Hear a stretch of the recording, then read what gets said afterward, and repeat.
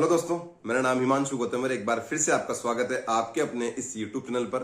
दोस्तों, जैसा कि आपको अभी तक पता लग गया होगा इस बात का कि आपके रेलवे एनटीपीसी आरआरबी एनटीपीसी का एग्जाम का नोटिफिकेशन आउट हो चुका है। ठीक है, कल से इन्होंने डेट दी हुई है कि आप 14 सितंबर से लेके 14 अक्टूबर तक इस एग्जाम के लिए अप्लाई कर सकते हैं। एक बात दोस्तों, जो वैकेंसी वाली आती है कि यार भैया 8,000 वैकेंसी है, हम इसकी तैयारी करें या नहीं करें, भैया बताओ क्या करना चाहिए आपके अकॉर्डिंग। ठीक है भाई, एक बार बताओ, आपको तो फिर भी 8,000 की वैकेंसी में तैयारी करने का, एग्जाम देने का मौका मिल रहा है। 2021 वालों को तो ये मौका भी नहीं मिला, 2022 वाले 2023 वाले थे उनको तो ये मौका नहीं मिला। ठीक है, आपको इस साल मौका मिल रहा है, उसके बाद पता नहीं किसको मौका मिलेगा। ठीक है, तो डेफिनेटली तैयारी करनी चाहिए आप लोगों को, और हर उस बंदे को इसके लिए तैयारी करनी चाहिए और एग्जाम देना चाहिए जो सेंटर या स्टेट के एग्जाम की तैयारी कर रहा है, जिसमें मैथ्स, रीजनिंग, इंग्लिश और जीके आती है। क्योंकि इस एग्जाम में क्या आता है, मैथ्स आती है। सीबीटी 1 में क्या आता है, मैथ्स, रीजनिंग, जीके। सीबीटी 2 में क्या होगा, जो मेंस होता है इसका, मैथ्स, रीजनिंग, जीके।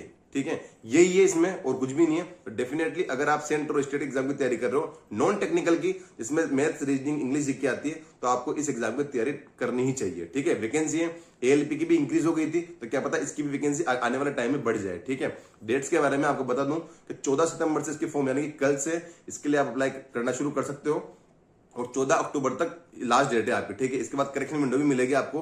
अगर आपको कोई करेक्शन करना है आपके फॉर्म में, तो आपको करेक्शन विंडो भी दी जाएगी। ठीक है दोस्तों, इसमें सीबीटी 1 के बारे में बता दूं आपको कि 30-30-40 वाला सीन है। ठीक है, समझ गए होंगे आप, जो पहले इसका हुआ था कि 30 मैथ्स के, 30 रीजनिंग के और 40 जीके के क्वेश्चन आते हैं। ठीक है, 100 क्वेश्चन आते हैं और 90 मिनट का टाइम आपके पास होता है। ठीक है, इसके बाद दोस्तों 15 गुना लोग पास करेंगे, जितनी वैकेंसी है उसके 15 गुना लोग पास करेंगे सीबीटी 2 के लिए। उसमें सेम मैथ्स, रीजनिंग, जीके हैं, बस नंबर ऑफ क्वेश्चन बदल गए कि 35 मैथ्स के, 35 रीजनिंग के और 50 जीके के। ठीक है, तभी मैं कह रहा हूं कि जो बंदे मैथ्स, रीजनिंग, इंग्लिश, जीके वाले हैं, जिन्होंने इसी को अपना करियर फील्ड चुना हुआ है कि यार इसी फील्ड में आगे जाना है, जहां मैथ्स, रीजनिंग, इंग्लिश, जीके आती है, उसी एग्जाम देने, तो हाँ आपके लिए अच्छा मौका है। ठीक है, और अप्लाई तो कर देना, क्या पता बाद में वैकेंसी बढ़ जाए, फिर आप इस चीज को रिग्रेट करो कि यार वैकेंसी बढ़ गई और हमने अप्लाई भी नहीं किया, हमने तैयारी भी नहीं की इसकी। ठीक है, बात करते हैं तैयारी की, तो मैंने अपने टाइम पे सीजीएल की तैयारी की थी।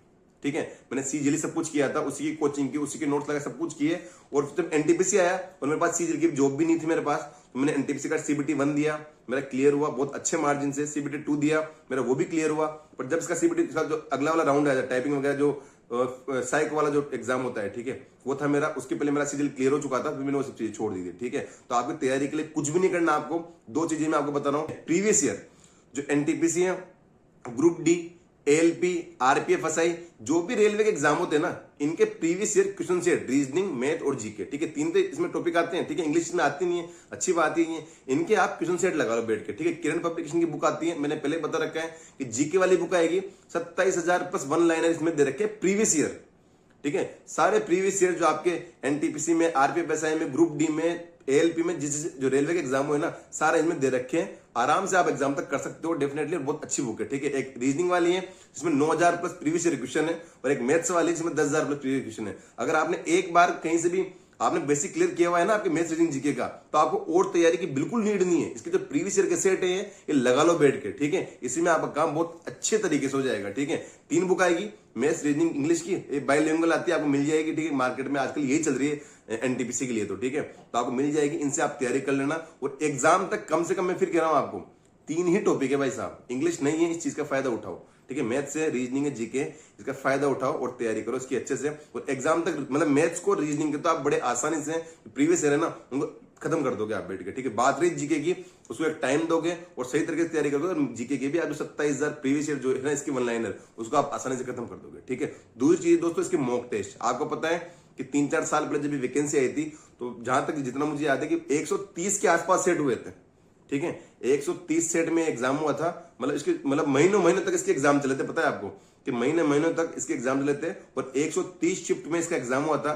तो आपके प्रीवियस ईयर आप देखेंगे, जो रिसेंट प्रीवियस ईयर है, ठीक है, वो भी 130 सेट है आपके पास। ठीक है, जो टेक्स्ट बुक है उस पर आपको लाइन से मिल जाएंगे, सारे 130 के 130 सेट मिल जाएंगे, आपको लाइन से मिल जाएंगे, और ये आपको अलग अलग ही मिल जाएंगे। रीजनिंग का पार्ट अलग है, मैथ्स का पार्ट अलग है, जीके का पार्ट अलग है, सब्जेक्ट वाइज क्विज इनके, वो भी आपको वहां पे मिल जाएंगे। तो वहां से उसको अटेम्प्ट करते रहो। ठीक है, तो आपको अगर जो जैसे मान लो कोई सीजीएल की तैयारी कर रहा है, और डेफिनेटली प्री निकालने के बाद मेंस के लिए जाएगा। ठीक है, उसका अलग सीन रहेगा।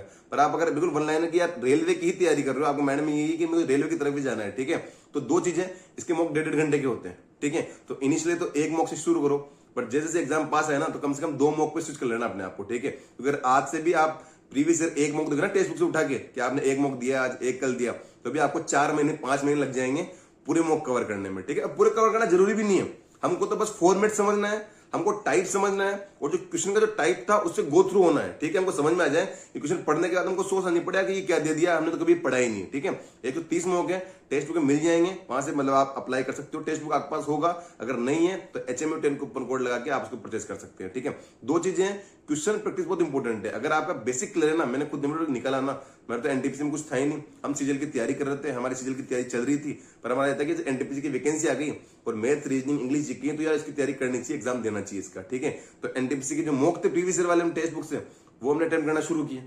डेली के मतलब सीजीएल भी लगा रहे हैं, एनटीपीसी भी लगा रहे हैं, साथ साथ चीजें चल रही है। ठीक है, पहले एनटीपीसी का एग्जाम हो गया तो प्री क्वालिफाई हो गया, सीजीएल मतलब उस टाइम पे 2019 में ना, 19-20 में ये एग्जाम साथ साथ हुए थे। ठीक है, जिनको याद है कि एग्जाम बिल्कुल आसपास चल रहे थे, तो इसके भी मॉक लगा रहे, इसके भी मॉक लगा रहे हैं। देखो सेंटर के एग्जाम में जो नॉन टेक्निकल है ना, जो नॉन टेक वाले एग्जाम देते हो, ठीक है, सब में आती मैथ, रीजनिंग, इंग्लिश, जीके भाई लोग, नंबर ऑफ क्वेश्चन का फर्क होता है। आप सीजीएल में जाओगे तो वही आपको 25 चारों दिखते हैं, आप रेलवे में आओगे तो इंग्लिश गायब हो जाती है और मैथ्स, रीजनिंग 30 और 35-40 के दिख जाएंगे आपको क्वेश्चन।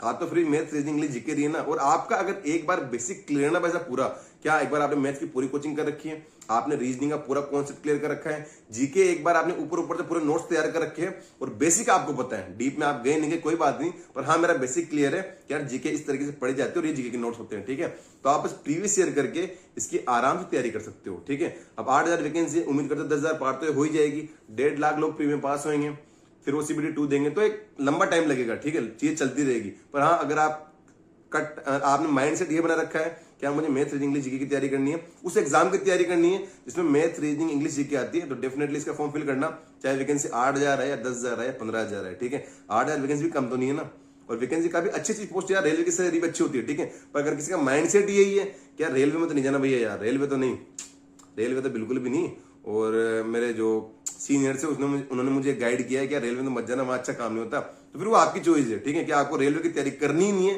तो डेफिनेटली फिर तो एग्जाम देके भी क्या करोगे। पर हाँ आपको कोई जॉब लेनी है, कैसे भी करके आगे क्रूशियल टाइम है और मुझे जॉब लेनी है और मेरी तैयारी का फील्ड भी मैथ्स, रीजनिंग, इंग्लिश, जीके वाला है, तो हाँ ये वैकेंसी आपके लिए है। ठीक है, तो गुड लक आप सभी को, वैकेंसी अच्छी है, फॉर्म फिल करना शुरू कर देना। एक बार थोड़ा फॉर्म फिल करने के बाद रुक जाना, 1-2 दिन एक चीज समझ गए कि हाँ इस फॉर्म में क्या क्या दे रखा है, मुझे क्या क्या फिल करना है, क्या क्या इंपॉर्टेंट चीजें हैं जहां मुझे ध्यान रखना है, जहां मेरा फॉर्म रिजेक्ट वगैरह नहीं हो। ठीक है, कोई इशू नहीं है, उन चीजों का आपको ध्यान रखना, उसके बाद फॉर्म फिल करना। मुझे अगर मौका मिला तो हाँ मैं डेफिनेटली इसका फॉर्म फिल का वीडियो बनाकर अपलोड कर दूंगा, या फिर हमारा जो टेलीग्राम ग्रुप है उसमें शेयर कर दूंगा कि इसमें फॉर्म के लिए अप्लाई करोगे तो किन किन चीजों का आपको ध्यान रखना है। Thank you so much.